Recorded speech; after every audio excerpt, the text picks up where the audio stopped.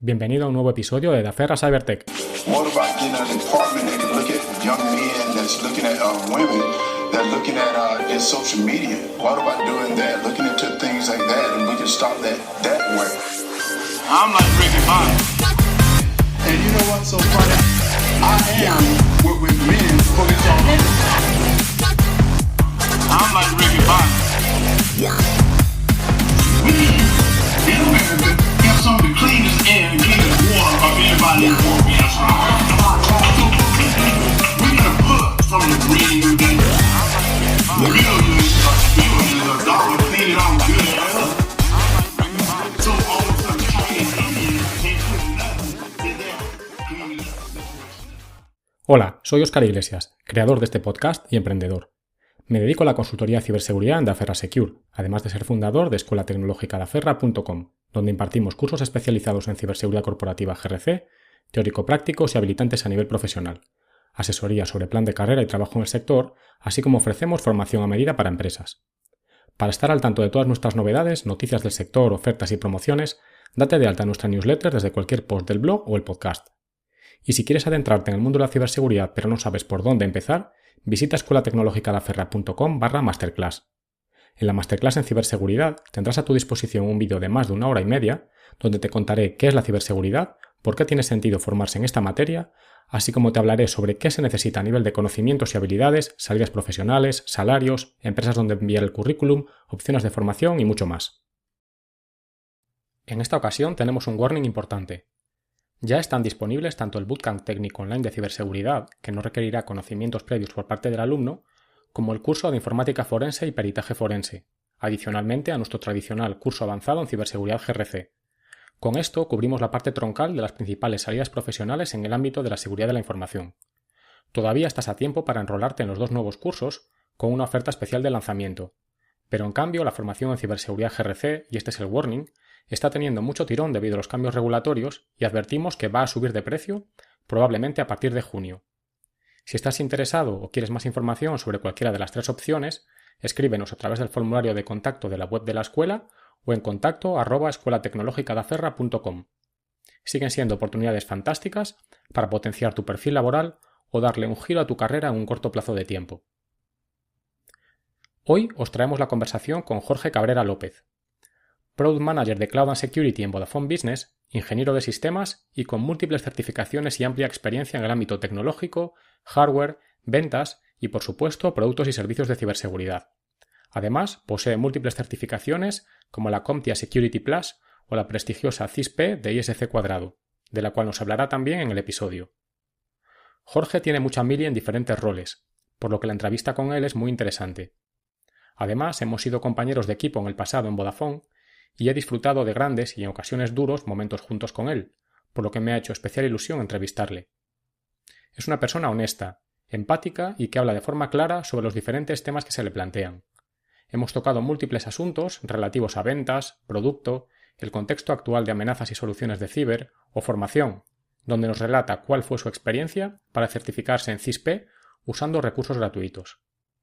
Finalmente entramos en las clásicas preguntas de respuesta rápida y otras que nos permiten conocerle un poquito más en profundidad, como sus objetivos profesionales o qué cambiaría si volviese a empezar. Espero que disfrutes de la conversación con Jorge. Buenas tardes, Jorge, y bienvenido al podcast. ¿Qué tal, Óscar? De verdad, un gran gusto estar por aquí contigo por fin. Muy bien, muy bien. Nos ha costado cuadrarlo, pero tenemos agendas bastante apretadas, los dos. Una pena ahí en este mundo moderno, tantas comodidades y a la vez tan difícil la vida y tan complicada, las relaciones humanas, pero bueno, al final lo hemos conseguido, que es lo importante. Así que bien hallado. Haznos una semblanza de ti para comenzar, Jorge. ¿Cómo te definirías a nivel personal? A ver, es una pregunta siempre ahí con triquiñuelas sobre cómo tú eres, cómo es tu personalidad. Bueno, creo que soy una persona bastante simple, curiosa, muy enfocado a la tecnología. De toda la vida siempre fue mi máximo interés y pues también siempre dispuesto a explorar la dimensión humana y buscar el punto medio entre las dos cosas, entre el interés tecnológico y las personas que están detrás de la tecnología. Muy bien, interesante ese enfoque. Pues cuéntanos un poquito acerca de tu trayectoria, de experiencias profesionales para llegar hasta donde te encuentras hoy. A ver, Pues yo soy, para empezar, un poco sobre mí mismo. Yo nací en Venezuela. O sea, yo me mudé a España cuando ya tenía cierta edad, así que una gran parte de mi experiencia profesional ocurrió en Venezuela. Siempre estuve súper orientado al tema tecnológico, interesado en la programación, interesado en el hardware. Entonces estudié sistemas, una formación normal de programador, pero luego en la vida real, en la práctica, siempre tuve oportunidades relacionadas con el mundo del hardware. Entonces estuve trabajando mucho con hardware, incluso estuve metido en el mundo de las certificaciones orientadas a hardware, como las de IBM, trabajaba en un centro de servicios de IBM, y en algún momento empecé con el tema del networking. Una cosa lleva a la otra. Si sabes un poco de TI, sabes un poco de plataformas de servidores, entras en el tema de los servidores, pues el networking es un conocimiento esencial. Y empecé a involucrarme en el mundo del networking a través del programa Cisco Networking Academy, y eso sí ya fue un cambio radical en mi trayectoria. A partir de allí empecé a trabajar en el mundo del networking, me hice instructor del programa Cisco Networking Academy, de hecho con una competencia en Venezuela en su momento que me abrió muchas puertas y me permitió entrar a mi primer trabajo importante como administrador de redes en un proveedor de servicios de las universidades en Venezuela. Y allí, pues, bueno, un montón de formación, sobre todo a nivel de routing and switching, mucho foco en el tema del networking, pero también con un componente ya de seguridad, siempre teniendo la seguridad en mente. Después de allí estuve trabajando un tiempo en un partner de Cisco haciendo preventa, y allí pues tienes que aprender un montón, tienes que trabajar con todas las tecnologías, tienes que familiarizarte desde con el mundo del data center hasta con el mundo de la seguridad. Hacíamos de todo un poco, y de allí me vine a España, y pues en España he estado 12 años casi por cumplir, una operadora de telecomunicaciones, y eso me ha permitido explorar muchos aspectos como preventa, como comercial, como especialista en soluciones avanzadas, y ahora pues en mi faceta de ciberseguridad de unos casi 5 años para acá.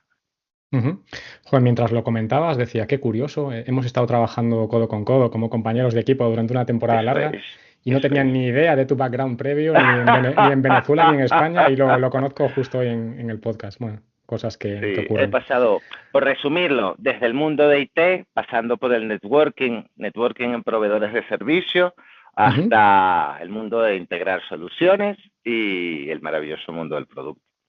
Ok, y a nivel formación reglada, antes de embarcarte en todas estas aventuras, ¿realmente lo que habías estudiado, sistemas, comentabas, eso que es algún tipo de ingeniería o Sí, es es una una... ingeniería técnica Ajá, en sistemas, en lo que los americanos llaman computer science. Tienes una formación ok. profunda de programador con un conocimiento sólido en todo lo que es el proceso de desarrollo de sistemas, muy orientado al manejo de información.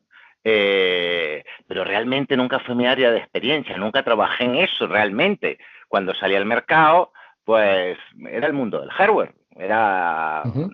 lo que más se movía era el tema del hardware, y me especialicé mucho. Sí es cierto que entré en la universidad para estudiar un máster de gestión de empresas de comunicaciones. Estamos hablando de hace casi 20 años. Y ahí fue donde empecé un poco a tirar hacia el mundo de las teleco. Y hasta ahí me quedé. A partir de allí sencillamente me interesé en formaciones específicas para adquirir skills prácticas en tecnología. Me puse muy a tope con las certificaciones del mundo de IBM, todas relacionadas con el hardware, despliegue de hardware, servidores, arreglos de discos, troubleshooting. Siempre se me dio muy bien el troubleshooting.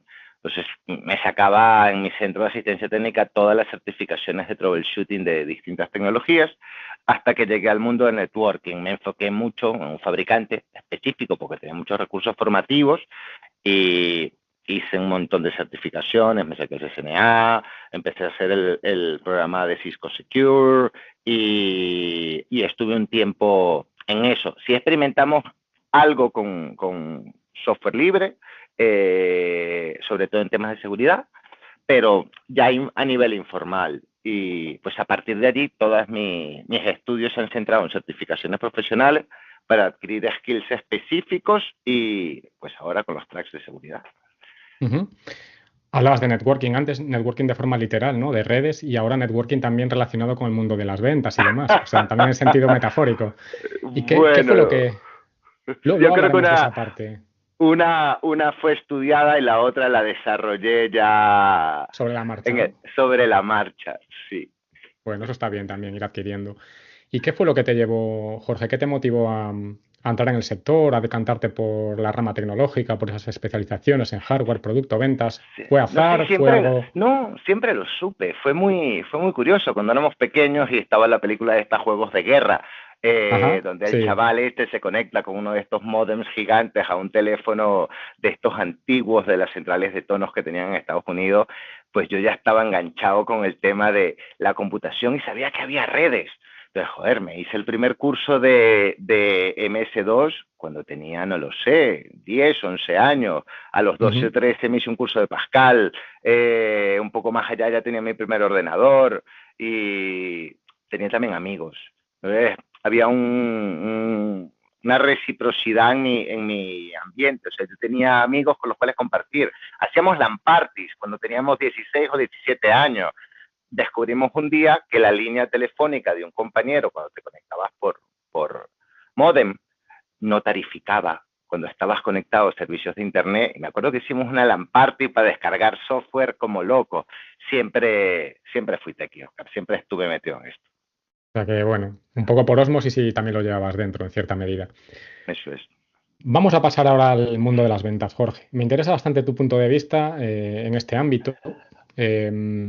Lo cierto es que al menos lo que yo he visto en mi trayectoria es que es bastante común empezar en trabajos técnicos y luego ir derivando a temas más relacionados con la gestión, venta de soluciones, sobre todo cuando se alcanza un determinado nivel de experiencia.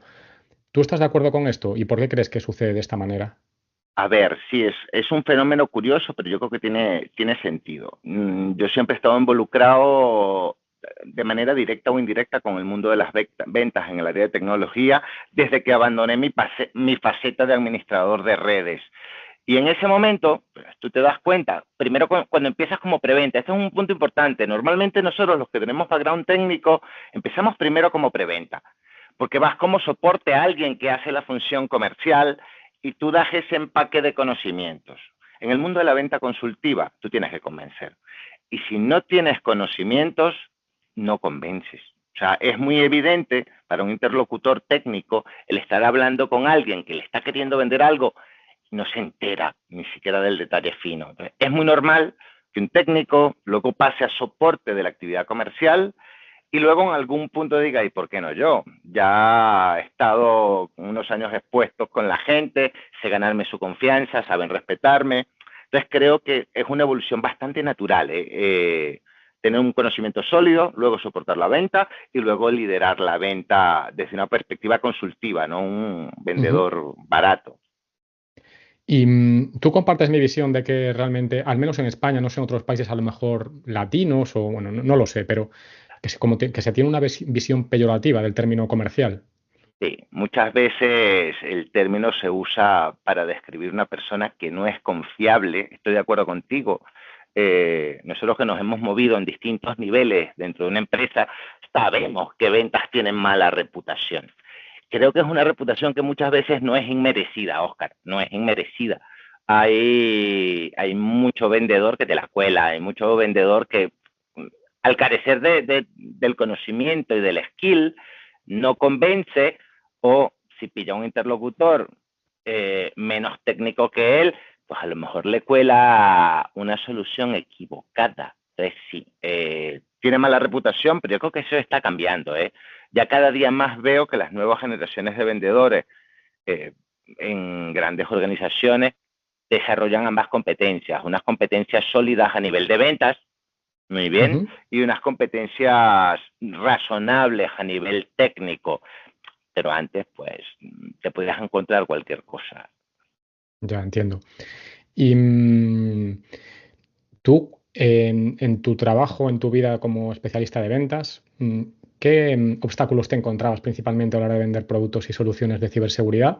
¿Y qué cualidades dirías que quizás tiene que tener un buen profesional que se dedica a las ventas? A ver, esta es una muy buena pregunta, sobre todo porque también tengo que poner un poco de contexto. Yo estuve en el mundo del soporte especialista de ventas y en el mundo de las ventas directas entre los más o menos hasta hace unos 5 años. Ujú. Entonces, si hablamos hace unos 10 años, el mayor problema era el presupuesto y la concienciación. Es difícil posicionar soluciones de seguridad a una organización que no le da importancia al tema de la ciberseguridad y que no asigna un presupuesto para ello. Antes era como algo que colgaba de IT. Es un cacharro, es una solución de software, es algo que se entere el técnico y que lo saque de su presupuesto. No formaba parte de la estrategia de la organización. Entonces eso podía dificultarlo. Tú competías, en lugar de tener una partida de presupuesto específica para desarrollar estas capacidades en la empresa, pues tú tenías que competir con, hay necesidades de almacenamiento, no lo sé, hay que cambiar el CRM, hay prioridades y Claro. la ciberseguridad solía quedarse atrás. Yo creo que un buen vendedor de ciberseguridad, un vendedor tiene que saber adaptar su lenguaje a múltiples niveles.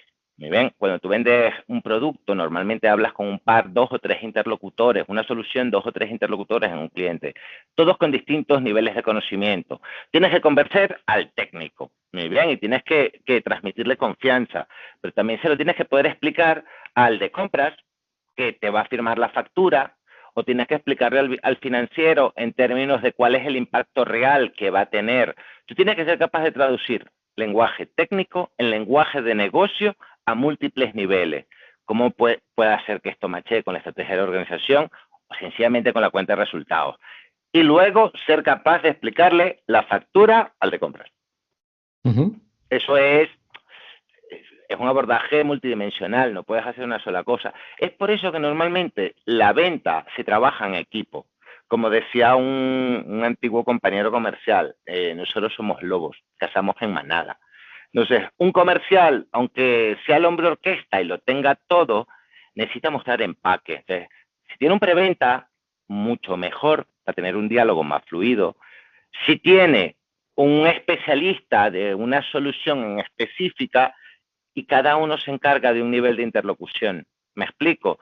De pronto, Entiendo. el vendedor es el cerrador. Él garantiza que tiene que tener controlado el área financiero, el centro de decisión y a compras, para lo administrativo, y cada uno de los especialistas tiene una conversación paralela al mismo nivel que otros interlocutores, o bien más técnicos, o bien más de índole financiera, puede ser. Ok, pues bueno, buenos consejos. ¿Y tienes a lo mejor algún tip que dar o no sé, algún truco o estrategia adecuada para cerrar la venta en función a lo mejor de no sé, del perfil del comprador, del tamaño de empresa? Yo creo que todas las empresas, en este sentido, a nivel de venta, no importa el tamaño de la empresa. El vendedor, el buen vendedor, solo tiene que tener un skill principal y es la escucha activa. El problema del vendedor y la mala fama que se hacen los vendedores es que hay gente que iba a vender. Hay gente que iba con el librillo, hay gente que te sacaba el catálogo y te decía, tengo zapatos verdes, rojos y amarillos. Ya está. Y tengo talla 42, 47 y 49. Pero jamás le preguntaba a su cliente, oye, ¿qué talla usas tú? ¿De qué color te gustan los zapatos? No hacían preguntas para estimular al cliente a hablar. Entonces, un buen vendedor va como una hoja en blanco. Va a entender cuál es la piedra en el zapato del cliente, qué es lo que más le duele. Si identificas el pain point de tu cliente, tú sabes o puedes tener por lo menos un recurso básico para convertirlo en una venta, identificar oportunidades. Entonces, un buen vendedor no solamente tiene que tener fluidez de comunicación, facilidad de palabra, tiene que tener también escucha activa para identificar la oportunidad. Esos son los buenos. Ok, o sea, combinación de soft skills y buen conocimiento Eso es. de los productos y servicios que ofrece de su catálogo.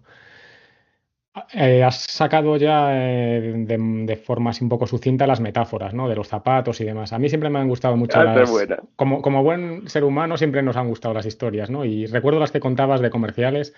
Me suena o me quiere sonar la de los zapatos, la del desierto y el portafolio. Ahora que lo dices, Cuéntalas ahora para que la es audiencia las conozca. gracioso, pero yo no sé por qué siempre he estado rodeado de metáforas relacionadas con los zapatos y las zapaterías al mundo de la venta. Esa que tú dices, de hecho me conozco dos versiones o dos derivaciones de la misma. Básicamente es una gran empresa de zapatos que quiere colonizar el mercado africano, pero vamos, que África es muy grande y decide mandar a dos comerciales a abrir el negocio de los zapatos, a buscar distribución y a buscar vender zapatos en África. Ujú. Lo manda a dos distintas zonas del continente. Estamos hablando de una metáfora muy antigua, de un cuento muy antiguo. Se comunicaban con telegramas. Pasadas unas cuantas semanas, uno de los comerciales envía un telegrama de vuelta diciendo que aquí no hay negocio, aquí en este país nadie usa zapatos, no tenemos ninguna oportunidad. El comercial que estaba en el otro lado de África, en cambio, mandó un telegrama con los primeros pedidos y muy efusivo diciendo que había que abrir en África, en toda África, que el negocio era inmenso. Nadie tenía zapatos, o sea, tenía todo un mercado por hacer y por construir. Entonces, esa era una excelente metáfora de cómo es el mundo comercial y el saber identificar las oportunidades. El pasar de aquí nadie usa zapatos, nadie me va a comprar, a decir aquí nadie tiene zapatos, cualquiera me puede comprar. Hay una segunda versión que me gusta incluso, tiene un final que me gusta un poco más. Venga. Ese pedido ya era de 3 contenedores de zapatos, porque el segundo comercial no solo vio la oportunidad, sino que identificó una estrategia clara para posicionar su producto. Como estaba en África, iba por poblados, identificaba a las personas más importantes en cada uno de esos poblados y les regalaba un par de zapatos. A la vuelta de 2 semanas, todo el mundo en esos poblados, en esas poblaciones, quería tener unos zapatos como ese miembro destacado de la comunidad. Y es por eso que ese vendedor mandó un pedido de 3 contenedores diciendo, ¡buah! Tengo un mes aquí y ya vendí 3 contenedores de zapatos. Qué Eso es bueno, muy yo no recordaba la gracioso. historia. Sí, que muy, muy bueno, la verdad. Al final, todo es cuestión de enfoque, ¿no? Es según Eso es. el color del cristal con que se mire y hay que ser creativos también en el mundo de Buscar las ventas. oportunidades y buscar mecanismos. Y buscar mecanismos para explotar esas oportunidades. O, a ver, lo que pasa es que este término de explotar en el mundo de la ciberseguridad es muy común, pero en el mundo de las ventas es un poco un polite, decir, estoy explotando una Ya. oportunidad. No, identificar una oportunidad y cultivarla. Y cultivarla. Ok. Bueno, yo creo que ha quedado más que claro el concepto. La verdad es que está genial la Sí, metáfora. Vamos a cambiar ahora de sección y vamos a hablar un poquito de producto. Ahora estás inmerso en el grupo Vodafone en un proyecto relacionado eso con es. este ámbito, ¿no? Cuéntanos un poquito, ¿qué es lo que haces ahí? Eso es. En los últimos casi 5 años he estado involucrado en el mundo del producto, siempre en el área de ciberseguridad. De hecho, fue allí donde hace unos casi 5 años tú y yo convergimos durante un periodo de tiempo, definiendo juntos cuál iba a ser la estrategia de producto de ciberseguridad para reconstruir el portafolio en Vodafone España. Mucho ha llovido ya desde entonces. A día de Ciertamente. hoy, desde hace unos 2 años y medio trabajo en Vodafone Grupo y trabajo como jefe de producto global de ciberseguridad en una unidad llamada Cybersecurity as a Service. Nuestros productos tienen ciertas características, son soluciones SaaS, tienen que ser de fácil despliegue, tienen que ser simples, fáciles de explicar, fáciles de vender, fáciles de activar y de mantener.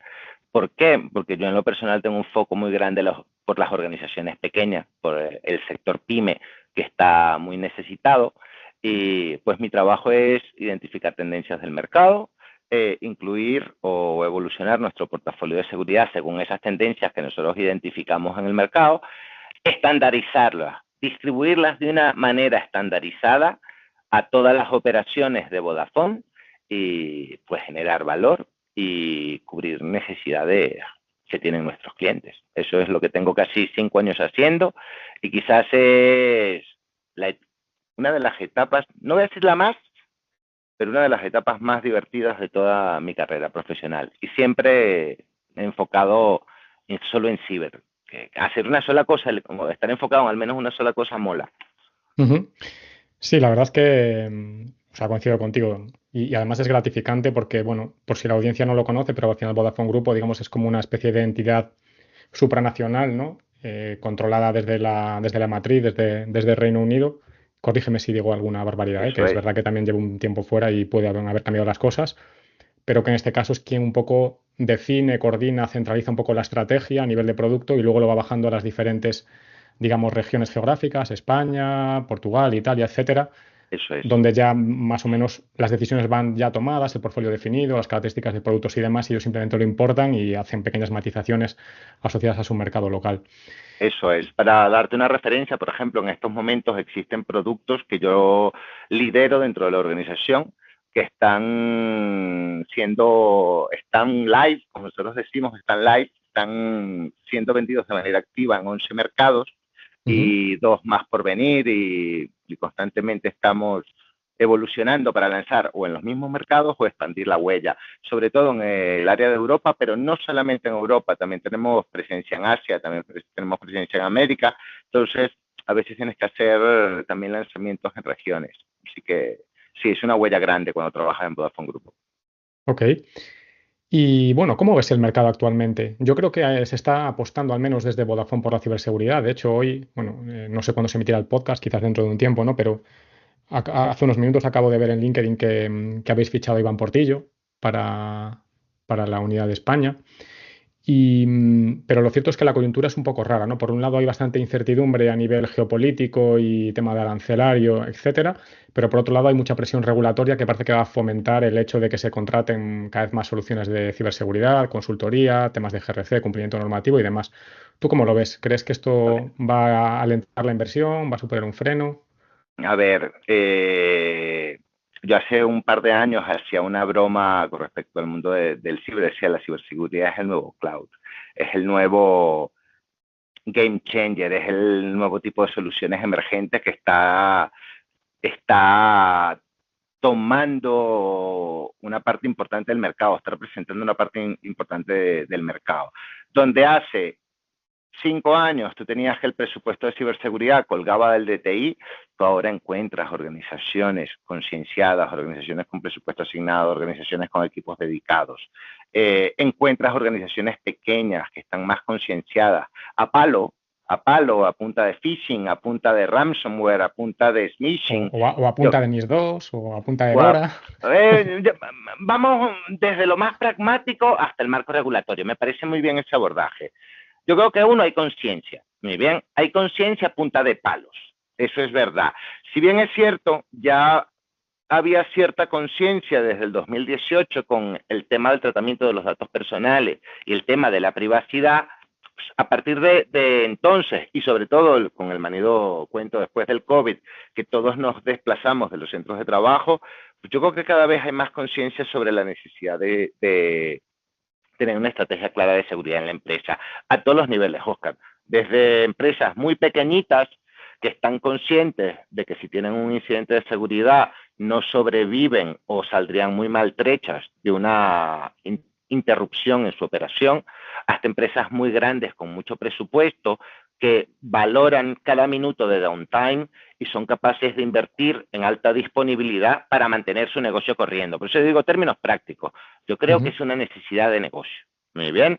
Y es una necesidad de negocio que se le ha dado el valor, se le ha dado la importancia, se le ha dado personal, se le ha dado presupuesto, en mayor o menor medida. Muy bien.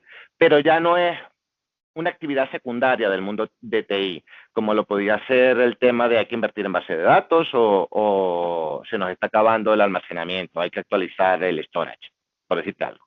Vale, entonces creo que es práctico. Segundo, tienes que sumarle todo el cambio y la evolución en el marco normativo, lo cual, como yo me muevo en un entorno más amplio, puede tener más o menos énfasis dependiendo de qué país. Muy bien. Entonces, sí, dependiendo del tamaño de tu organización y la naturaleza de tu organización, tú te ves regulado en mayor o menor medida. Y eso te obliga a invertir en tecnología, a invertir en nuevos procesos, a tener una capa sólida de cumplimiento normativo, porque te sale más barato que el nivel de riesgo financiero y reputacional para tu organización representa el no tenerlo, porque es que esto es parte de gestión de riesgos. Tienes un Totalmente. riesgo. Y muchas veces, aunque parezca mentira, el incumplimiento normativo y las multas es algo que tú tienes que valorar. ¿Cuánto me cuesta implementar una capa de governance para todo esto, más la inversión en tecnología, más mantenerla, más la gente? Y por eso digo, empezando por lo práctico, los objetivos del negocio, que creo que son lo que prela, y luego el contexto regulatorio, eso sin lugar a dudas. Ujú. Al final a veces nos olvidan en muchas ocasiones, ¿no? Para qué es la ciberseguridad y 100% de acuerdo contigo. Al final aquí lo único que se trata, única y exclusivamente, es de que la organización pueda cumplir sus objetivos de negocio con un nivel de riesgo asumible Eso es. en base a decisiones basadas en riesgo, ni más ni menos. Eso O es. sea que... Es que de hecho, lo que da gusto es ver como ya las organizaciones comprenden que la ciberseguridad está alineada con los objetivos de negocio, no es simplemente un requerimiento, no es alguien que consume presupuesto, no es el técnico pesado que está dando por el saco con alarma, no. Gestión activa del riesgo, traducir ese riesgo en lenguaje que puede entender el financiero y el decisor, eso es importante en el mundo de la gestión de riesgo.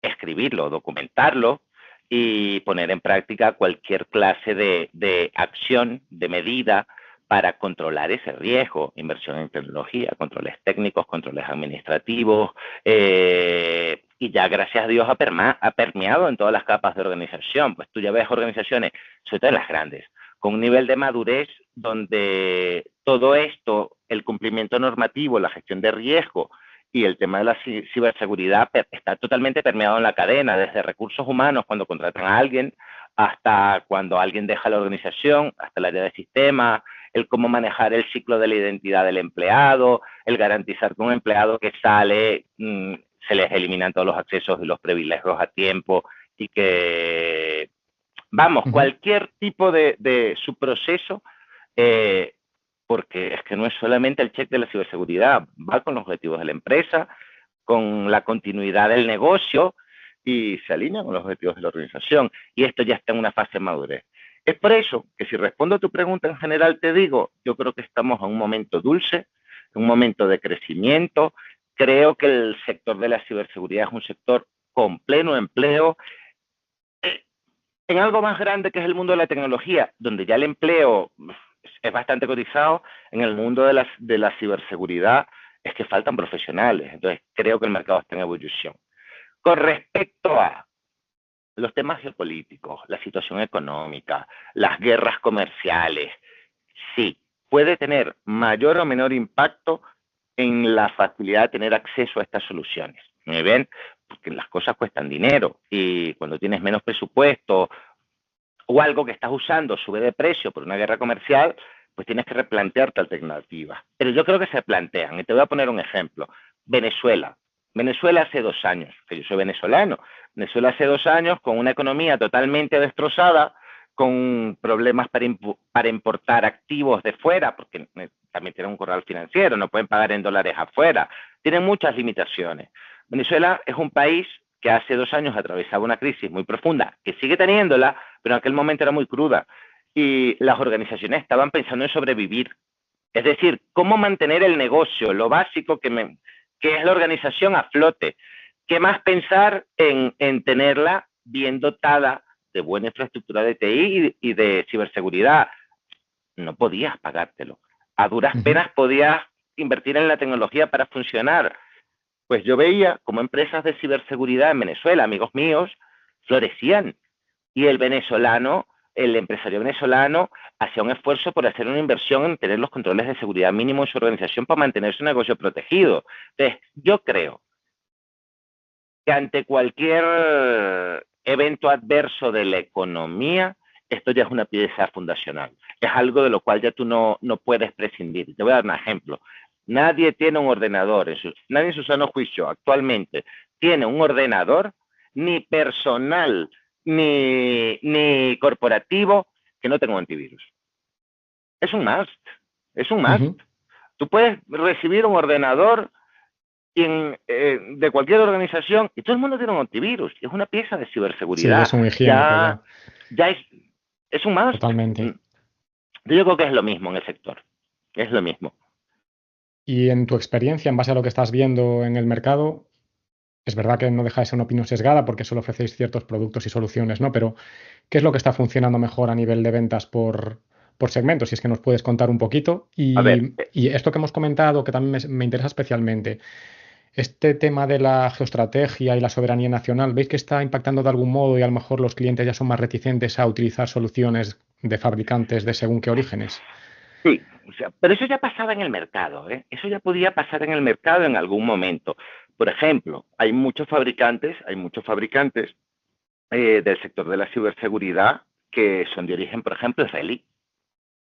Y hay organizaciones que por distintos motivos preferían no trabajar con fabricantes israelíes por motivos de lo que está sucediendo en Oriente o porque es un ente que tiene una preferencia, no se fía, y los israelíes tienen un gran peso en el mercado, tienen un peso muy potente en el mercado. O sea, son fabricantes de soluciones de todo tipo y son un proveedor muy sólido. Entonces, sí puede haberlas. La desconfianza con la tecnología china, por ejemplo, que sacudió el mercado del mundo de las telecomunicaciones desde el antiguo mandato de Trump, donde literalmente matamos a la línea de móviles de Huawei, donde en algunos países banearon absolutamente el desarrollo de redes 5G, que es el gordo del negocio de Huawei, la infraestructura de redes, porque no se fiaban. Yo creo que sí, tiene impacto, tiene mucho impacto. Ahora con los temas más recientes de DeepSeek, el tema de DeepSeek donde dice hay que tener cuidado con las aplicaciones chinas porque están en un país que no te fías. Pero vamos, Óscar, que nosotros somos europeos. Nosotros vivimos en un continente regulado. Si tú me lo preguntas a mí, hoy son tan poco de fiar las tecnologías, por ejemplo, de IA chinas como las americanas. O sea, te da lo mismo. El tratamiento de tus datos personales no está adecuadamente gestionado por ninguno de los dos países en este momento, a pesar de que al menos los americanos tengan que adherirse a GDPR para operar aquí. Sí, hay influencia, me imagino. Kaspersky pasó por malos momentos al inicio de la agresión a Ucrania. Yo creo que Kaspersky, siendo una empresa rusa, también vio afectada su operación. Entonces, lo geopolítico siempre tiene interferencia. O no te fías, o generas una matriz de opinión para no fiarte, o directamente bloqueas la operación de esa solución, como también puede, por ejemplo, pasar ahora con X en el mercado europeo. Y sí, esto tiene mucho de geopolítica. Pero te me has escapado de la otra pregunta. Bueno, eran dos preguntas en una, ¿no? ¿Qué vende mejor por segmento a día de hoy? Esta es una pregunta de forma concisa, tampoco... hiper complicada, porque aquí todo es un mundo. Yo, si te digo como análisis, ¿qué hay en común entre cualquier tamaño de la organización? Lo que decíamos hace un rato, es un higiénico.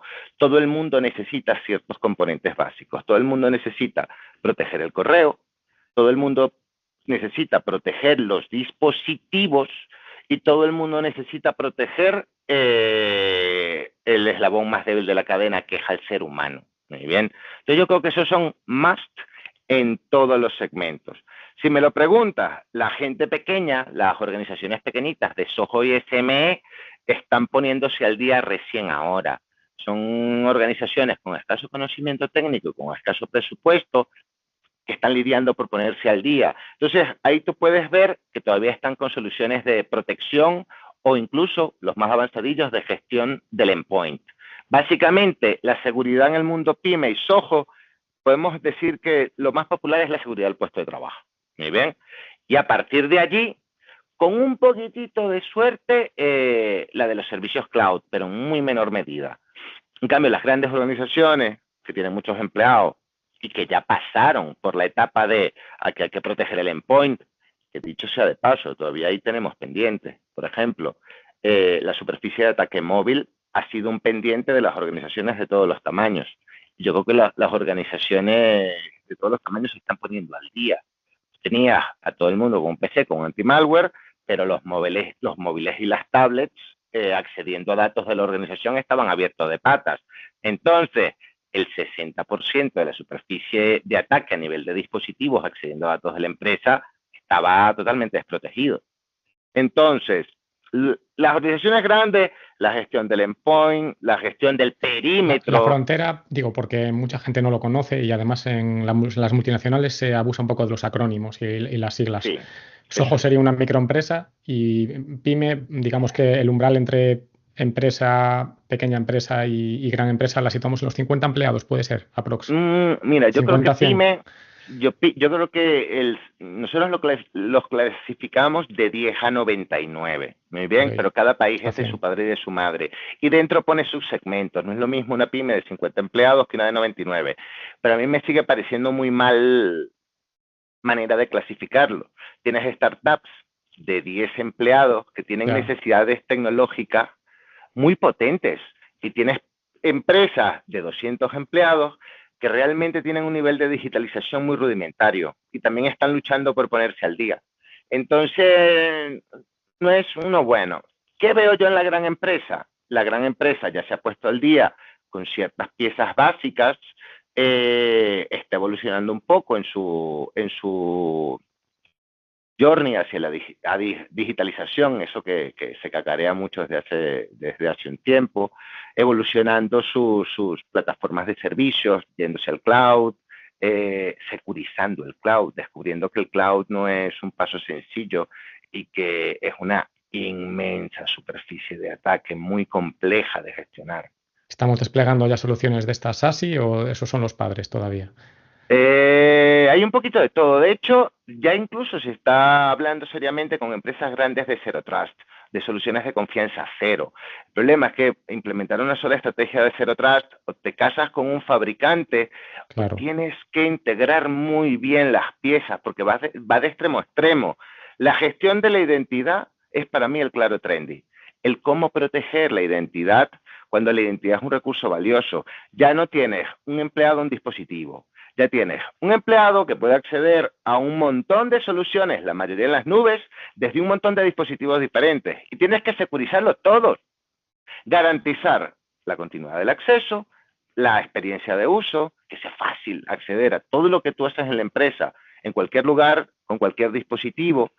Tenemos la conectividad, tenemos la tecnología.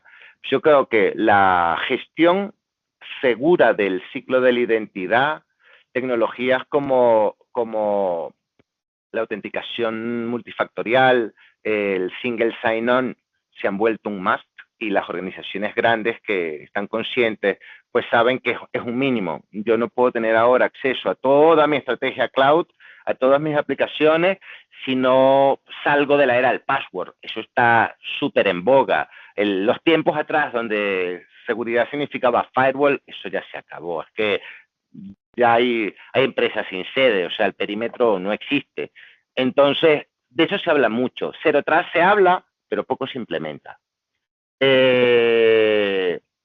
Y seguimos adoleciendo de algo, pues, que es que todas las organizaciones grandes con sus realidades complejas, pues tienen soluciones muy parametrizadas, muy hechas para ellos, muy ajustadas a su realidad, y eso tiene un coste económico. Entonces yo creo que ese es uno de los challenges ahora.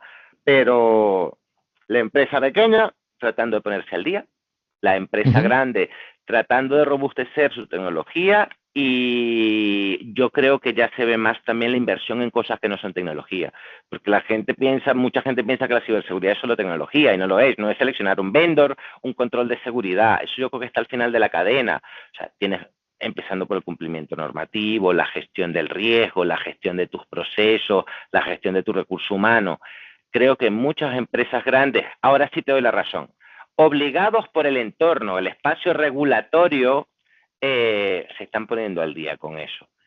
A veces de una manera caótica, no te voy a engañar. Pero ya ha calado mucho eso del trust by design, el security by design, y si la empresa tiene cierto calado, tiene personal, gente que está haciendo gestión activa del riesgo, gente que está haciendo gestión activa de la seguridad del dato, se toma muy en serio la protección de los datos personales, tienen una estrategia sólida en cuanto a privacidad y tratan de ajustarse al cumplimiento normativo en la medida de lo posible. Eso está pasando. Pues no puedo estar más de acuerdo contigo, Jorge. De hecho, yo en las formaciones que hago a empresas siempre me gusta plantearlo como una pirámide donde en la base, en la parte más ancha, está toda la parte de controles procedimentales, formación y concienciación. Para mí ese es el pilar fundamental. Los controles técnicos los pongo en la cúspide y siempre con la coletilla, no porque sea menos importante, sino que a día de hoy es un higiénico que todo el mundo debe tener. Tal cual. Y obviamente bien parametrizado y configurado y demás, pero... Y el ciclo de vida de cualquier control técnico tiene que estar regido por otra cosa. No es ir metiendo cosas al tantán porque tú crees que las tienes que meter aquí.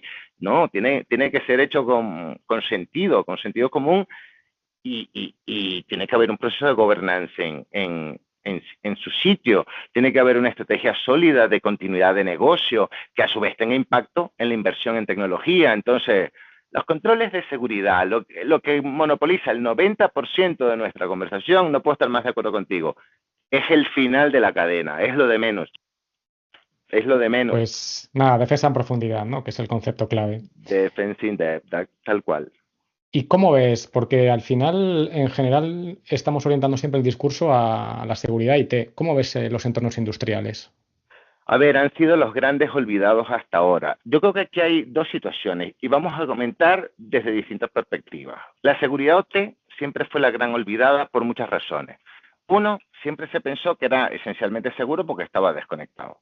Va a empezar por ahí. Era un entorno totalmente aislado, hasta que hemos descubierto que hay gente, el adversario, puede entrar dentro de tu organización, incluso a sistemas que están al día de hoy desconectados. Lo segundo era la gran variedad de sistemas electrónica que existe. Y muchas veces a medida, específica para sectores, para entornos industriales. Y lo tercero, la enorme obsolescencia de estas plataformas. Cuando tienes un entorno productivo industrial, tú no lo detienes. Y estas plataformas duran hasta que duran, o sea, tienen ciclos de vida muy largos. Entonces, hasta hace no mucho tiempo, teníamos un mundo T obsoleto, crítico, y la percepción de riesgo era baja. Yo creo que eso ha cambiado, pero también ha ido un poco de la mano de las nuevas tecnologías que sustituían a las anteriores, a la renovación tecnológica. El problema que veo ahora no es que la gente no se esté tomando en serio el OT, la seguridad OT. Yo creo que lo están haciendo. Ahora hay mucha más concienciación y de hecho los fabricantes ya están añadiendo estos elementos cuando renuevan tecnología. El problema que veo peligroso es que el sector de OT está teniendo alguna microfusión con IT y empiezas a tener esta clase de entornos conectados y aumenta el riesgo. Y también se da un poquito la mano con el sector de IoT y la seguridad de IoT es un infierno. Aquí volvemos al punto anterior, un montón de dispositivos de su padre y de su madre, una superficie de ataque inmensa, no supervisada, no gestionada. Si eso lo mezclas con un entorno productivo crítico industrial, es que es la receta para el desastre. Bienvenidos a la industria 4.0 y 5.0, que se empieza ya a hablar. Eso es. Y bueno, en esta parte siempre me gusta abrir la barra del bar y preguntar, ¿no? ¿Cómo ves el futuro a nivel de amenazas y a nivel de soluciones de seguridad? Complicadísimo, con la disrupción de recientemente, la masificación del uso de tecnologías basadas en modelos de lo mal llamado inteligencia artificial, bien sea porque tienes una herramienta como un LLM que te permite refinar tu campaña de phishing, que antes era cantosa porque tenía fallas hacia aguas por donde fuera, estaba malo el diseño, te estaba lanzando una campaña a un norcoreano a Brasil o a España, o sea que tenía errores de sintaxis, antes era muy rudimentario, ahora no, ahora el adversario tiene tecnologías punta que pueden refinar el proceso de ataque. No estamos hablando ni siquiera de cosas más top, como la posibilidad de hacer deepfake de suplantación de identidad mediante deepfake, que es algo que tendría que aterrorizar a cualquiera. el que ya no te puedas fiar de lo que ven tus ojos dentro de una videollamada en la solución corporativa de colaboración que tienes, ¿eh? Que alguien pueda suplantar tu identidad con un nivel de perfección y refinamiento, esto es, en este momento, yo creo que la mayor amenaza. Es como un relanzamiento de la amenaza de seguridad. Los ataques de phishing ya estaban muy manidos, ya la gente se había acostumbrado a detectarlos, ahora no. Ahora se están refinando.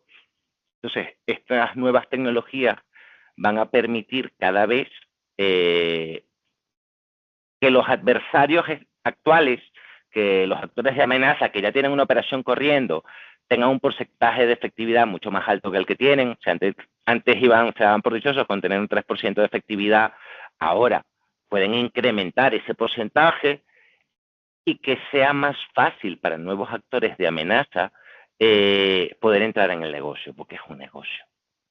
Es tan sencillo, está industrializado, es un negocio, es un modelo de negocios moderno del crimen organizado.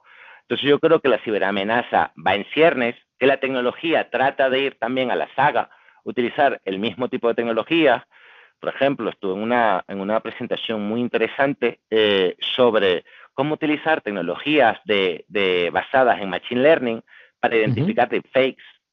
En el Mobile World Congress del año pasado, la tecnología que más me llamó la atención en una startup era una pequeña empresa que desarrollaba un SDK y tenía unos algoritmos para identificar deepfakes, para identificar document tampering, documentos que habían sido modificados cuando alguien estaba tratando de, por ejemplo, darse de alta en un banco con un ID falso, hasta identificación de deepfake en tiempo real.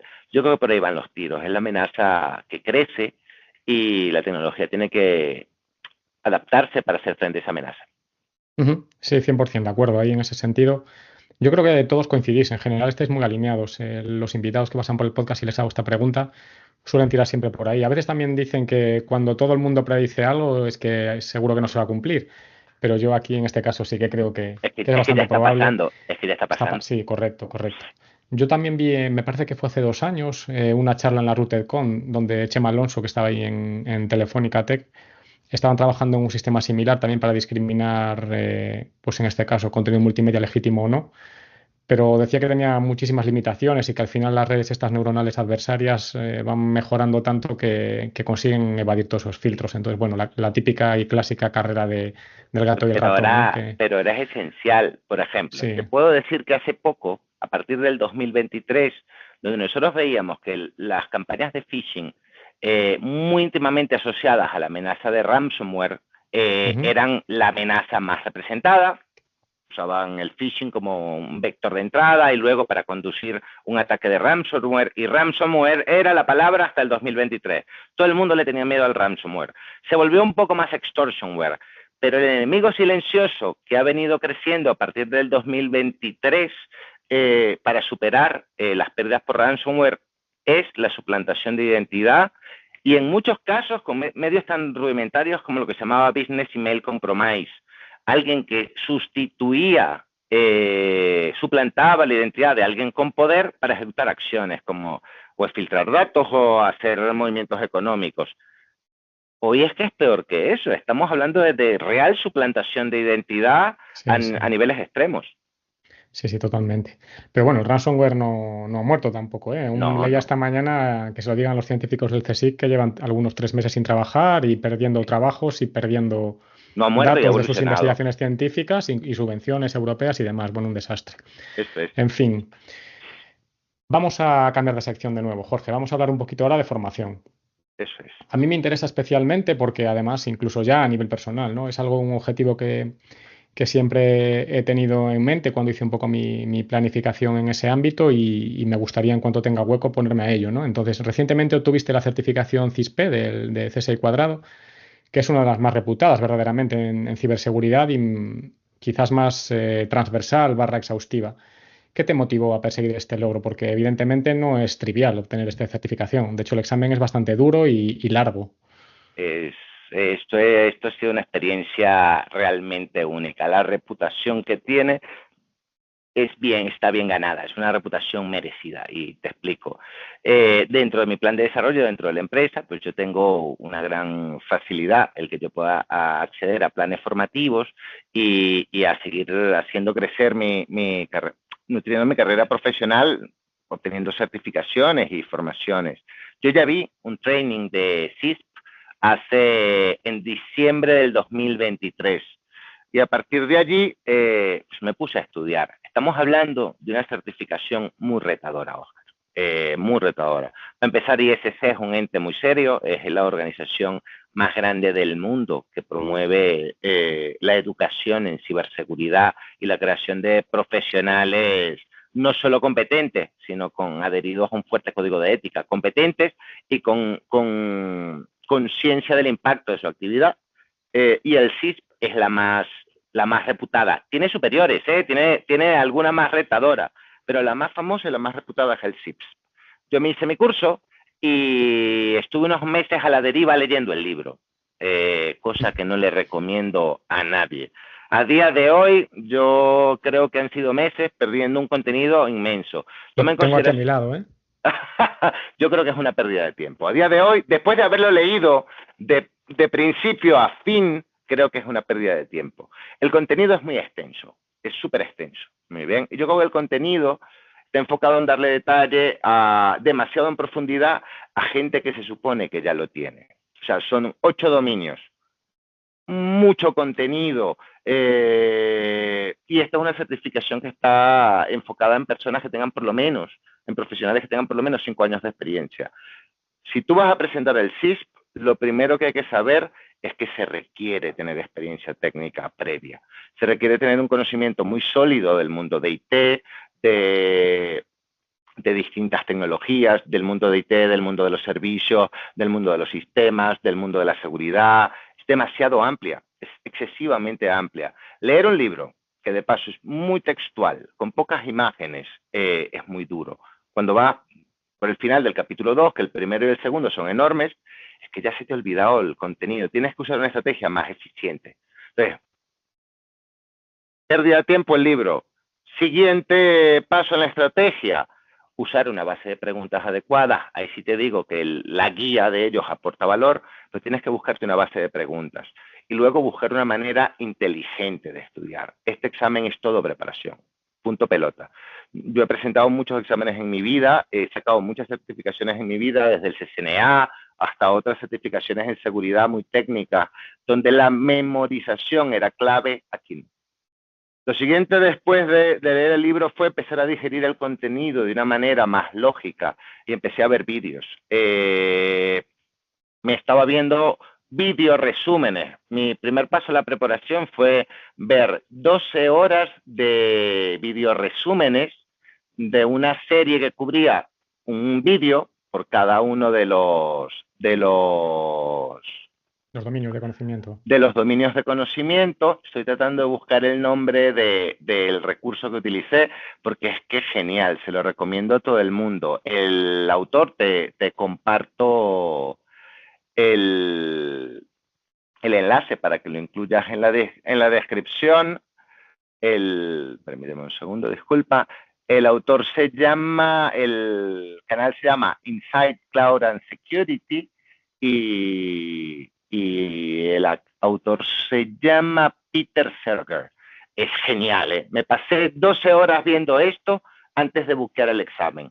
Entonces cambié meses leyendo un libro duro por 12 horas viendo los vídeos, dominio a dominio. Los vi más de una vez, la verdad sea dicha, pero ahí fue donde decidí me voy a tomar el examen. Me aproveché una oferta de Black Friday con retake, pero la oferta de Black Friday me decía que tenía que presentar el examen un mes después, el primer intento, si no, no valía. Pues una semana para que salga el voucher y dije, pues tengo 3 semanas. En 3 semanas empecé a estudiar con recursos distintos. Destination Certification es una empresa que trabaja sobre todo con mapas mentales y publica contenido de manera muy estructurada. Cuando ya has digerido la base del conocimiento, es mejor refinar y ponerle todo, garantizar que comprendes la estructura. Y me pasé un tiempo con las preguntas de ellos. Mira, le eché en 3 semanas 70 horas. no descuidé mi trabajo. Es decir, me levantaba a las 7 de la mañana hasta las 9 a echarle 2 horas, y a las 9 de la noche, después de acostar al niño, pues me pasaba hasta las 12 o digiriendo contenido o haciendo preguntas. Tienen una aplicación muy chula, haciendo preguntas de examen. Y por último, estuve viendo algunos vídeos del mindset que se requiere. Es un examen retador, Óscar. Es un examen muy retador, porque no es memorización. Todas las preguntas tienen un contexto. En todas las preguntas, tú tienes que entender cuál es el contexto que se te plantea y seleccionar la mejor respuesta posible. ¿Te describo el examen? Espera, entonces, vamos a recapitular para que la gente no se pierda. A ver si te he entendido bien. Primero arrancaste con el libro oficial de estudio, digamos, pero eso lo Pérdida de desechaste tiempo. y lo usaste de pisapapeles. Luego pasaste a las 12 horas de vídeo de este señor, que me De Peter pasas ahora el Senge. enlace y lo añadimos en los recursos del programa. Y entiendo que eran 8 dominios, creo que has dicho que son. Los otros Eso es. 4 vídeos serían quizás resúmenes, consejos o lo No, que sea, porque ¿no? son 12 horas. Los vídeos no eran Vale, de una vale, hora. ok, Hay ok, ok, dominios que perfecto. tienen más peso y más extensión. Vale, en Entonces, función de un la chicha, dominio vale, 2 ok, horas, otro dominio entendido. 50 minutos. Y luego hay otra empresa que proporciona tanto una especie de esquemas, resúmenes, mapas mentales, Eso es. como digamos un simulador de test con preguntas de examen, ¿no? Y tienen Supuestamente una de dificultad aplicación. similar. Eso es. Vale, Entonces tú entendido. te usas una estrategia de mapas mentales. Estos mapas mentales organizan el conocimiento de cada dominio de una manera lógica y tienen un video resumen. Y todos son contenidos gratuitos. Luego te pasaré enlaces de algún otro recurso ya de referencia de cuando quieres entender un detalle o saber algo muy oscuro, te baja a la guía de Sunflower, que en 47 páginas te resume todo el detalle fino para presentar el examen, pero eso es lo de menos, porque eso es memorización y conocimiento de la tecnología. O sea, es algo que tienes que llevar al examen, pero no es la clave. Entonces, Y usé entonces esos 2 recursos. verdaderamente todos recursos gratuitos has utilizado. Solo recursos gratuitos, salvo el examen, la formación que me la dieron en la empresa y que podía haber empezado de manera gratuita viendo los videos de Peter Serger y usar recursos gratuitos e ir al examen con eso, perfectamente. Vale, venga, perfecto. Pues ahora cuéntanos sobre el examen entonces. Pues el examen, una de las cosas que aprendes en los vídeos es que no es un examen de memorización, no es A más B más C, es un examen de casos de uso. Es un examen dirigido a personas que tienen que tener pensamiento de manager. Ese es el punto del mindset. Todos Sí, convergen en lo justo. mismo. Ahí sí que es clave. Yo creo que eso es el punto clave. Al margen de que, independientemente de que no haya que memorizar y que tú tengas asimilada totalmente la teoría, aunque tengas 100 años de experiencia en el sector, si no conoces el enfoque de las preguntas de ¿Sí? examen, vas a suspender seguro. Por eso es muy importante Eso practicar es. y entender eso. Sí, correcto. Tienes que ser un CTO, por ejemplo. Tienes que tomar decisiones en un escenario difícil. Tienes que tener el conocimiento tecnológico para que eso alimente tu toma de decisiones, porque tu decisión tiene que ser buena. Pero, realmente mide también tu habilidad para hacer un proceso de selección de tecnologías. ¿Dónde está la clave? Lo complicado. Lo primero, el tipo de examen. En España tenemos el examen adaptativo. No recuerdo ahora realmente cómo se denomina este, pero es un examen que no necesariamente todos ven la misma cantidad de preguntas. Y me explico. El examen desde el 2024, que fue el que yo presenté, tiene una duración invariable de 3 horas.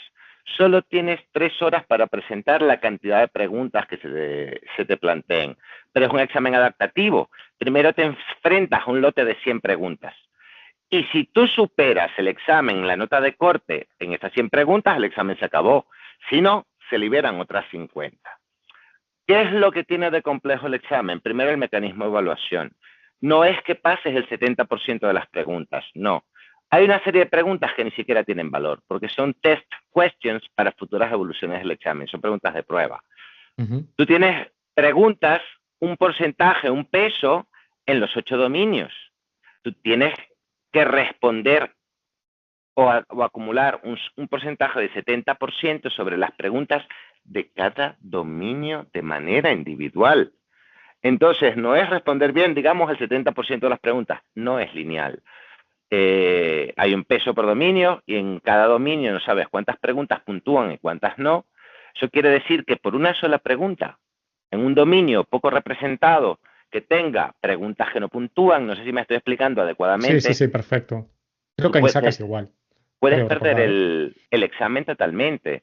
Entonces, lo que te hace más complicado esto es que, como es un examen muy contextual, muchas veces te plantean 4 opciones que son soluciones viables. Estas son las peores. La norma es que tú puedas descartar al menos una, ¿vale? O Sí, yo dos, creo que las de ISACA son casi iguales, entonces, ¿eh? pero, Pensaba pero que era un cuando poco tienes... diferente. Sí, No, pero que no, cuando te enfrentas al examen y llegas con nervios, dices, ostras, son todas válidas. son todas válidas. ¿Cómo tomo la... Entonces tienes que tomar la mejor decisión posible ante el escenario que se te plantea. Esa es la clave. Y en eso es que se enfocan los vídeos de preparación para esto. Hay unos vídeos de mindset y en cómo abordar las preguntas que son buenísimos. Hay mucho contenido que te puedo compartir algo de ello. Luego es la gestión del tiempo. Si me preguntas mi experiencia personal, fue en la primera pregunta, ya me enfrenté con una pregunta de 4 opciones válidas. Muy bien. Tengo 3 horas, 180 minutos para responder potencialmente 150 preguntas. Eso es de media 1 minuto 20 por pregunta. Si tienes que usar todo el tiempo para 150 preguntas y así te preparas. Cuando me di cuenta que iba en la pregunta 7 y habían pasado 20, entré en crisis. Y me preparé mentalmente, voy a 150, tengo que cambiar el ritmo. Recuerda, 1 minuto 20 segundos por pregunta máximo. Terminé la pregunta número 100, faltando 53 minutos. Vamos, en poco más de 2 horas. Faltando 53 minutos para el tiempo y el ordenador se apagó. No me digas. Te lo juro. Entonces, en ese momento no sabes si es una falla, si es un fallo o si has acabado el examen. Entonces, yo estaba esperando que se volviera a encender con 50 preguntas ¿Qué lo más. hiciste desde casa o No, con lo un hice centro en un centro examinador? de... Entonces, Vale. el ordenador sale el examen automáticamente de una manera muy burra y te dice que pases. Y en ese momento tú dices, es que tengo que haber pasado. Es que tengo que haber pasado, no hay de otra. Entonces, la gestión del tiempo también es muy retadora. Preguntas a nivel muy alto, con soluciones complejas, en 1 minuto 20 segundos, para leer y responder con 4 opciones, es ¿Los un enunciados examen, son largos? sí. Depende, Sí. hay preguntas más simples, pero de media son enunciados largos o Mm, respuestas largas. Entonces, ya. tienes que leer rápido y pensar. Nada, pues sí, desde luego retador. Yo reconozco que las de ISACA se me dieron bien y a mí me sobró muchísimo tiempo. Me sobraron 2 horas, 2 horas y pico por examen, pero bueno, es difícil. No digo que sea fácil y a mí los examen tipo T siempre se me han dado bien y es una ventaja que tengo, pero desde luego sencillo no es. No, Vale, pues me parece muy interesante tu experiencia, Jorge, y todos esos recursos que has dicho, si me los pasas en un encantado. correito, pues los añadimos a la descripción y que queden de referencia para la gente, porque, jolín, a mí me parece súper interesante que una certificación tan compleja, y de nuevo ponemos el asterisco bien grande, teniendo ya cierto bagaje y experiencia en el sector y habiendo trabajado Importante. y teniendo conocimientos y conceptos, pues que puede ser relativamente asequible, al menos la preparación, luego el examen es otro cantar. Si no, si estás nuevo en esto, si no sabes nada de ciberseguridad, a pesar de que tengas un buen background en IT, yo le recomiendo a las personas, a todo aquel que quiera cambiar su carrera, que explore la certificación CC, Certificado en Seguridad de ISC al cuadrado. Es como el Ujú. entry level y te da una base muy sólida para saber si realmente te interesa el mundo de la ciberseguridad, saber de qué va, explorar 5 dominios, en 5 dominios el mundo de la ciber, y es un entry level y lo más importante de todo, es gratuita, Ujú. incluido el examen de certificación.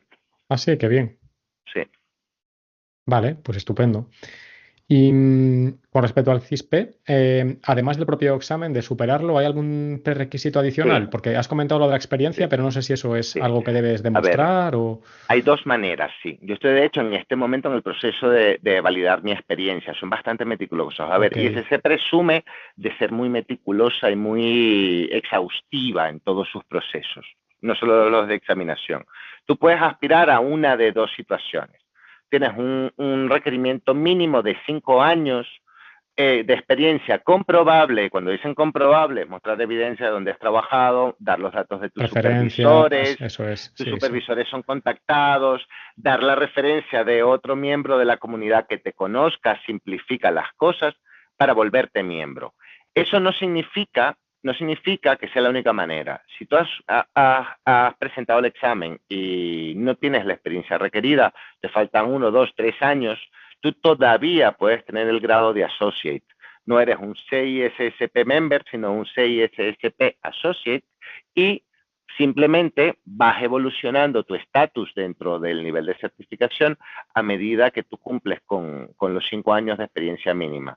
Pero, Óscar, 5 años de experiencia mínima es mínima. Si tú no tienes por lo menos 10 años de experiencia o un muy buen conocimiento del entorno de tecnologías de información y de ciberseguridad, es que no tienes oportunidades. Es la verdad. Y la última duda que tengo, aunque bueno, efectivamente lo podría buscar yo directamente o preguntárselo a GPT, pero ya que estamos, ¿hay que renovar el certificado o es permanente? Sí, tienen un proceso de renovación. A ver, mientras tú mantengas tu membership es mucho más fácil. Es decir, te vuelves miembro de ISC, pagas una cuota de mantenimiento anual que es bastante baja, es ridícula. Pero tú también tienes que ganar algo que se llaman CPEs. Muy bien. Vale. Okay.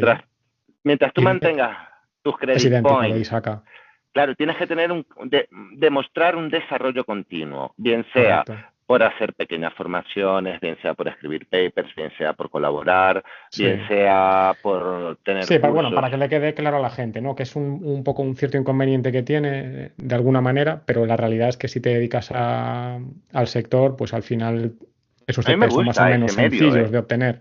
Sí, a mí me gusta. No es un examen que pasaste hace 2 años, hace 2 años pasaste un examen muy intenso, pero en estos 2 años, porque son cortes de 2 años, tú has acreditado que te has mantenido actualizado, que estás haciendo formaciones, o que las das tú, o que tienes más estudios, o que escribiste un artículo. Es decir, tú no te quedaste con la foto de hace 2 años, y ese se garantiza, igual que ISACA, que tú te mantienes activo en tu actividad profesional. Y ya hablando un poquito más, haciendo zoom de las certificaciones en general, de estas de cierta relevancia, tipo las de ISC cuadrado, ISACA y demás, ¿tú cómo las enfocas en cuanto al valor aportado percibido? ¿Qué crees que tiene, cómo lo formulo la pregunta, que tiene un impacto directo en las oportunidades profesionales por el hecho de poseer el certificado en sí, o realmente el valor que aporta más es el conocimiento que adquieres en el proceso de preparación? Ambas cosas. A ver, dependiendo de la organización, la CISP es una gran acreditación para tener, es una acreditación súper respetada. Al menos en mi organización yo me he dado cuenta que es algo que se valora mucho, y cuando tú obtienes la certificación también eres considerado un experto en entes y se considera mucho tu opinión. Entonces yo creo que la certificación sí te mejora mucho de manera directa tu estatus profesional, o te abre puertas. Es una certificación reputada. Y la experiencia, sin duda. O sea, el embarcarte en un proceso de preparación tan intenso, cubriendo cosas que muy probablemente no has hecho en el día a día o no veías desde la universidad, en algunos casos, pues son 8 dominios, es un gran repaso, y el ponerlo todo junto y el probarlo ante escenarios de casos de uso mola mucho. Así que yo creo que los dos beneficios son tangibles. Ok, perfecto. Y ya para cerrar esta parte, Jorge, ¿qué consejos le daríamos a aquellos oyentes que quieran orientar o reorientar su carrera hacia este sector, o para poder acceder a una empresa similar a aquella en la que te encuentras tú ahora mismo? Ya sea, insisto, gente que venga de otro sector reciclada, o gente que a lo mejor se dedique al mundo IT y quiera potenciar su perfil y acercarse más a la rama de ciberseguridad, y en todos los ámbitos, en lo que se te ocurra, tanto a nivel formación, otro tipo de acciones. ¿Qué consejo le darías? Al que se quiera reinventar o entrar aquí, o incluso nuestros colaboradores que no son de ciberseguridad en nuestros equipos de TI y todo esto, yo a todo el mundo les recomiendo. ISC al cuadrado quiere formar 1 millón de personas en ciberseguridad, y ha hecho gratuita para hasta 1 millón de personas el CC, el Certified in Cybersecurity. Te regalan el examen, vas a un centro a presentar un examen que normalmente cuesta $200 o $300, pero lo importante es que te da visibilidad de si te interesa o no el medio. A partir de allí es que tienes que decidir.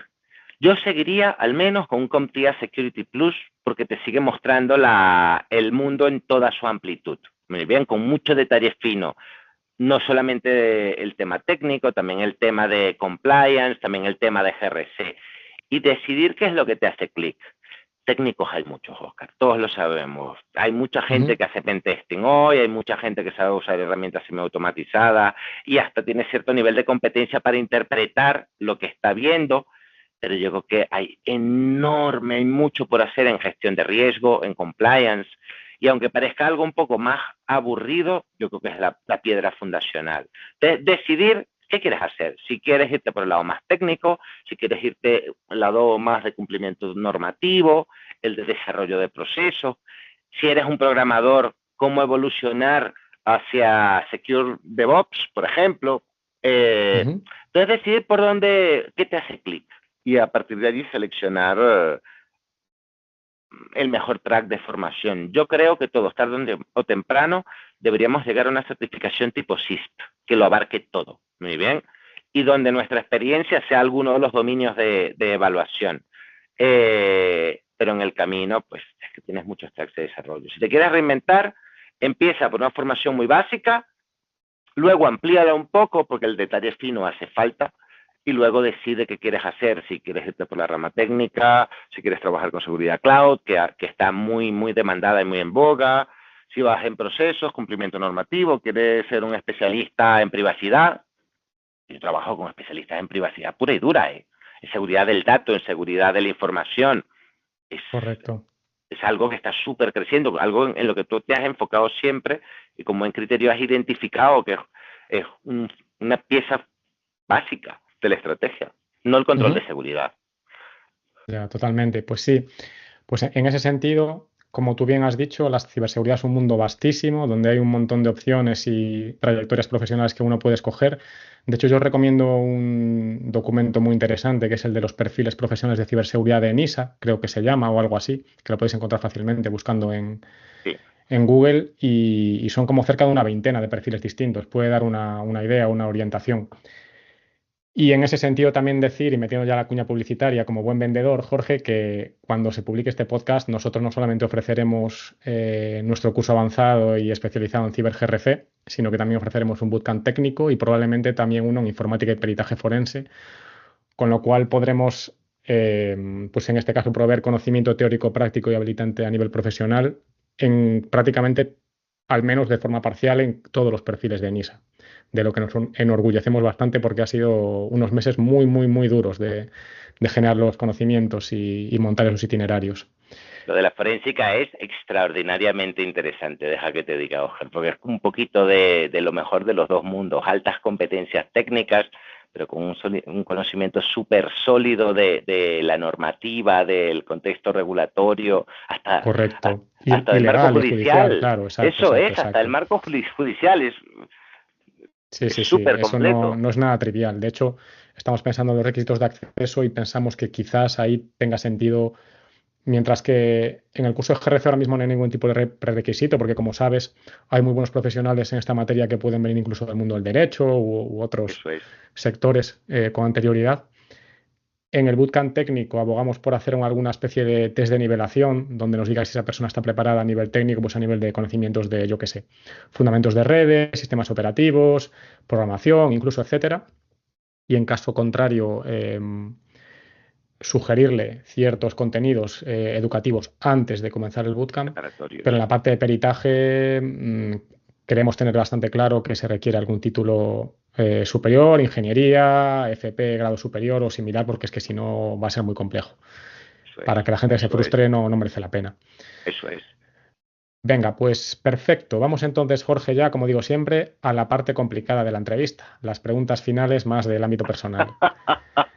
Vamos primero con el cuestionario rápido, a contestar casi con monosílabos, para no eternizarnos y tampoco hacerte perder toda la tarde. Así que venga, ¿ave nocturna o madrugadora? Según la necesidad. Soy más nocturno, pero cuando hay que levantarse a las 6 de la mañana para preparar un examen, me levanto. Bueno, es mi hora habitual, que lo sepas, las 6, ¿eh? ¿Qué has desayunado hoy? También ceno a las 7, de decir, ¿eh? O sea que... No desayuno. Ok. Soy ayunador intermitente. Muy bien. ¿Y te va bien? Sí, muy ¿Lo bien. llevas bien? Sí, Sí. Estupendo. Autofagia celular a tope ahí. eso es. Comida y bebida favorita. A ver, si me preguntas mi comida favorita son patatas fritas con huevo y chichas. y de, ¿Y acom- bebida? Pareces acompañada vieja con ya. una Joder, casi la has clavado. es que para mí es el plato perfecto, las patatas fritas con huevo y chichas con una cerveza bien fría. Bueno, eso, mi hija, ¿no? Que tiene 4 años todavía. Bueno, Venga, estación favorita del año. a ver, me gusta mucho el otoño, soy muy fanático del otoño. Ahí coincidimos. Un artista. Un artista, buah, Ben Harper, sin duda. ¿Quién es ese hombre? Ben Harper es un guitarrista de música Ah, blues un y músico. folk, pero que tiene una obra muy extensa y variadas. No hay Ok, género que no haya tocado. venga, va. Un libro, de cualquier género, da Un, igual. Estilo, aunque sea autoayuda, cualquier cosa vale. es que me debato. Yo creo que mi libro favorito de toda la vida ha sido Sueños de Robot de Asimov. Ujú. Ah, muy grande. ¿Una peli o una serie?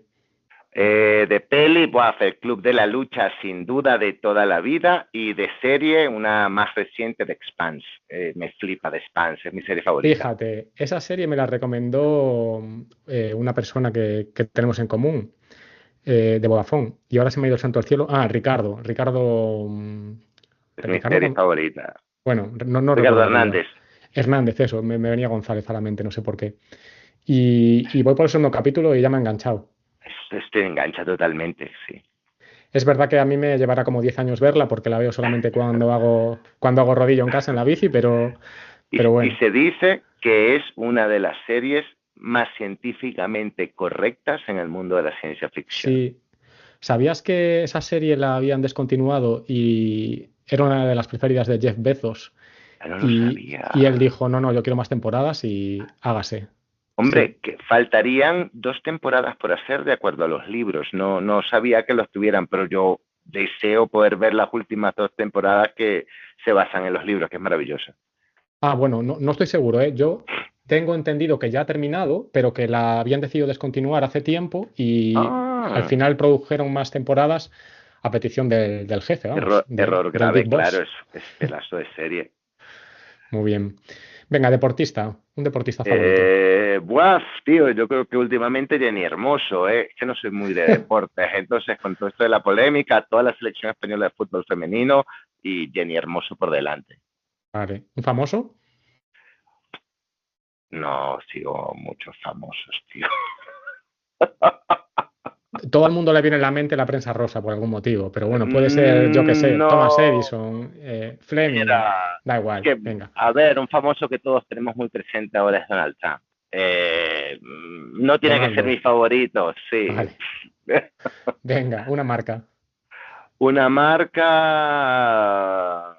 Uy, mira que esto no lo había preparado, ¿eh? Lo de las marcas, no soy muy fan de las marcas. De hecho, muchas veces selecciono la ropa porque no tenga marcas visibles.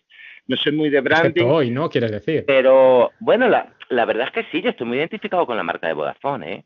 Yo tengo una identificación muy fuerte con los valores que representan la marca de Vodafone. Si hay una marca que es relevante en mi vida, no solo porque trabajo allí, es la de Vodafone. A mayor es otra marca que respeto mucho, es la de Trent. Trend Trend. Micro. Trend Micro, Ah, ok, fabricante Trend Micro. japonés Ok, de sí, soluciones de sí, sí, sí. seguridad. No, es que no es solamente la marca, es lo que representa, los valores que tú conoces que tiene la empresa por dentro, cómo es la Ujú. organización, cómo es su gente, y eso lo Ah, valoro vale. mucho. Pues ya me comentarás cuando quedemos para comer, que me interesa, que siempre me, Uh -huh. me causó curiosidad esa cultura, pero con respecto a la Vodafone, he de decir que a pesar de haber salido voluntariamente de la compañía, yo le estaré eternamente agradecido por todo lo que me ha dado, así que no puedo estar más que de acuerdo contigo. A todos los Pasamos niveles, ¿eh? A nivel buenos personal, años ahí. profesional, sí, sí, sí.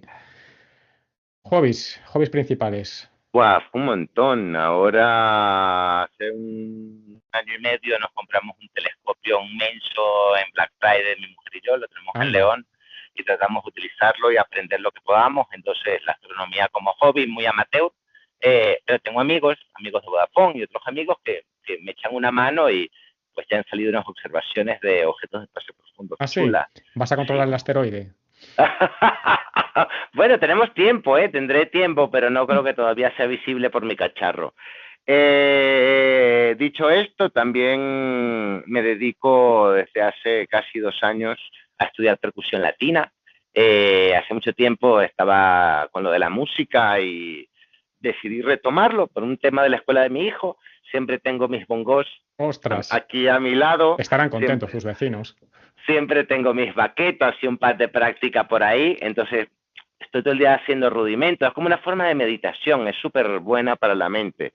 Y pues de un tiempo para acá, mucho de nadar y calistenias como forma de mantenerme sano. También son hobbies. Lo de la calistenia es un hobby.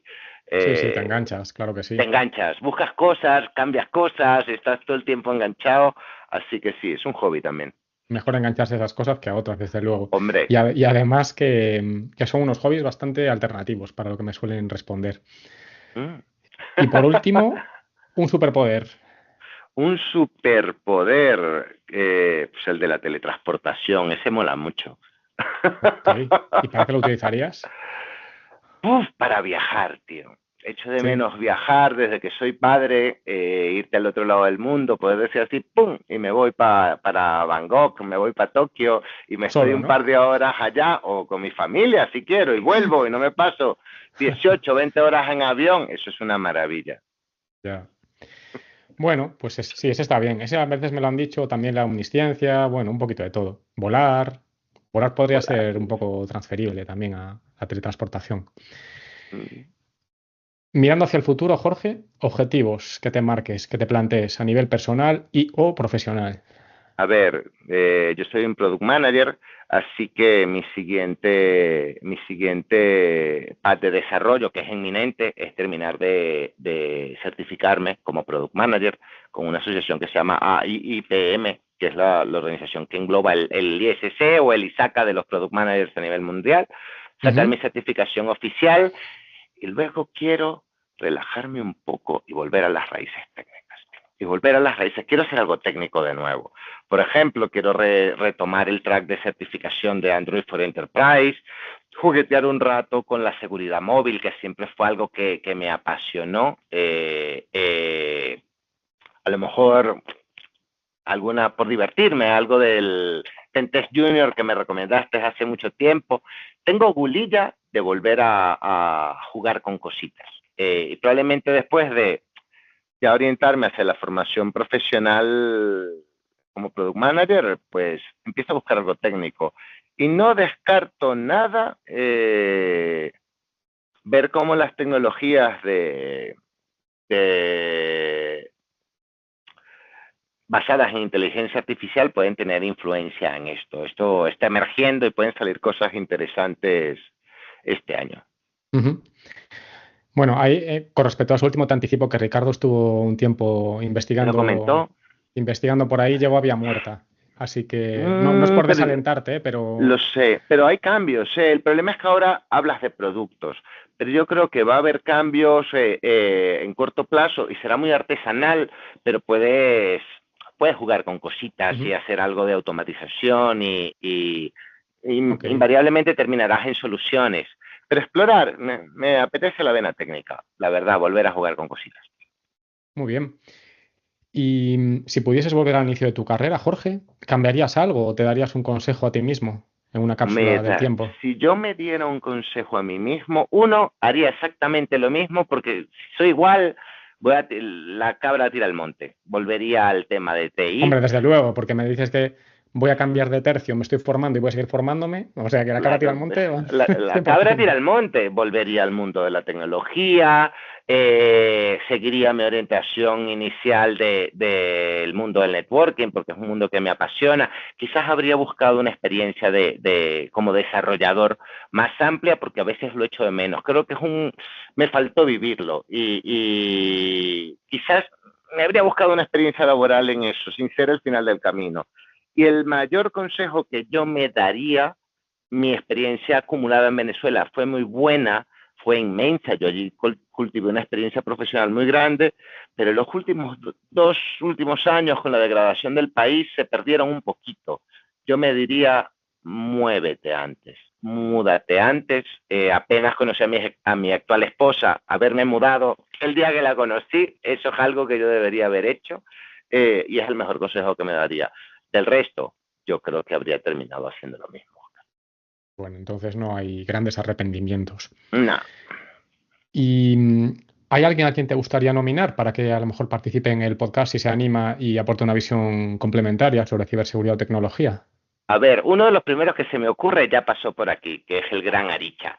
Ricardo Hernández, yo creo que también sería una muy buena invitación. Sería muy bueno tener a Ricardo aquí, que sobre todo está muy involucrado en el mundo comercial y sigue vinculado al mundo de la ciberseguridad y ha estado explorando crecimiento profesional. O sea que tiene, además, es un tío muy gracioso, todo se ha dicho. Le tiro la caña de vez en cuando, pero no hay manera, se me resiste.